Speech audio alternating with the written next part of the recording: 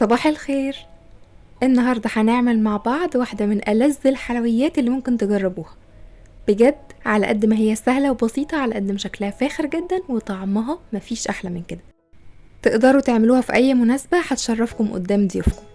أحلى حاجة فيها إن هي بسيطة، مكوناتها سهلة، وفي نفس الوقت كمان ما بتاخدش وقت ولا مجهود، والطعم مضمون إن شاء الله.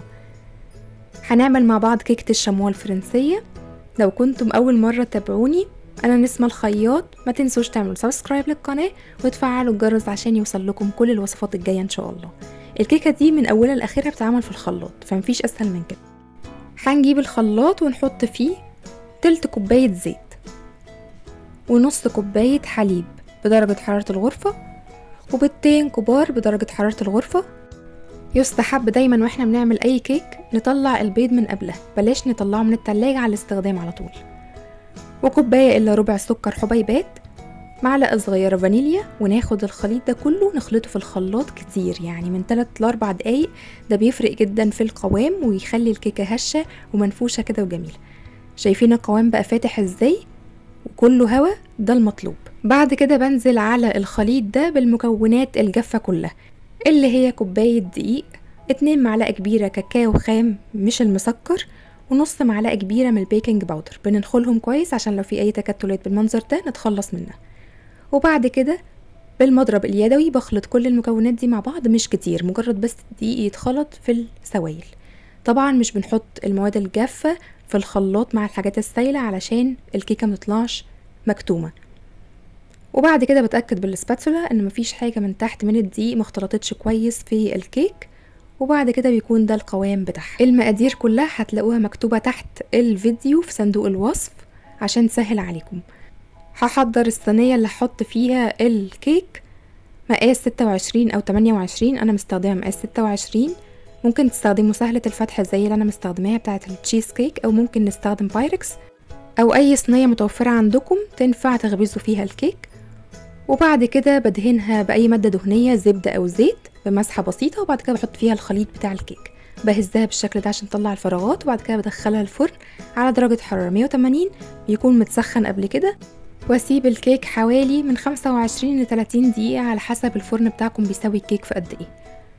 وبعد كده اول ما بتطلع بسيبها تبرد تماما واعمل لها الخليط اللي هتتسقى بيه. الخليط اللي احنا هنسقي بيه الكيك عبارة عن نص كوباية حليب، معلقة ونص كبار من السكر، ومعلقة صغيرة من النسكافيه او اي قهوة سريعة الذوبان، واخلطهم مع بعض لحد ما اتأكد ان حبيبات النسكافيه دابت تماما. اهم حاجة الكيك يكون بدرجة حرارة الغرفة، طلع السخونية بتاعته خالص. وكمان الخليط اللي هنسقي بيه الكيك يكون بدرجة حرارة الغرفة. بنوزع الخليط بالتساوي على كل الكيك عشان ما تكونش حتة شاربة وحتة لأ. مش قادرة اقول لكم النسكافيه مع الكاكاو اللي في الكيك عامل طعم خطير ازاي، الاتنين عاملين ميكس جبار. هنسيب بقى الكيك تتشرب من الخليط ده ونروح نعمل الطبقة التانية. وعلشان نعمل الطبقة التانية في كسرولة على البارد الأول بنحط 3 كوبايات من الحليب. أنا مستخدمة الكوب المعياري مقاس 250، يعني 750 ملي من الحليب. واروح حاطة عليهم 3 أظرف من الكريم كراميل الجاهز بالشكل ده. وبعد كده بالويسك بقعد أقلب لحد ما الكريم كراميل يدوب تماما في الحليب، كل ده على البارد. واول ما يدوب بشغل النار على نار متوسطة مع التقليب المستمر لحد ما يغلي بالمنظر ده. اسيبه دقيقة او حاجة يغلي، وبعد كده بطفي النار وهو سخن كده على طول. بروح عاملة الخطوة دي في الخلاط. هحط حوالي 12 بسكوتة، البسكوت اللي احنا بناكله جنب الشاي السادة خالص. اهم حاجة يكون طعمه حلو علشان ده بيأثر على الطعم بتاع الطبقة التانية، ويكون سكره مظبوط. لو البسكوت بتاعكم السكر بتاعه قليل ممكن تضيفوا على الخليط ده معلقة كبيرة من السكر. البسكوت بتاعي كان السكر بتاعه مظبوط، فما احتجتش ان انا اضيف سكر على الخليط ده. وحطيت خليط الكريم كراميل وهو سخن على البسكويت، وهخلطهم في الخلاط كويس جدا لحد ما يبقى القوام ناعم خالص. تجنبا ان يكون في اي تكتلات بسكوت لسه ما اتخلطتش كويس، بصفي الخليط ده برضو هو سخن جدا على الكيك.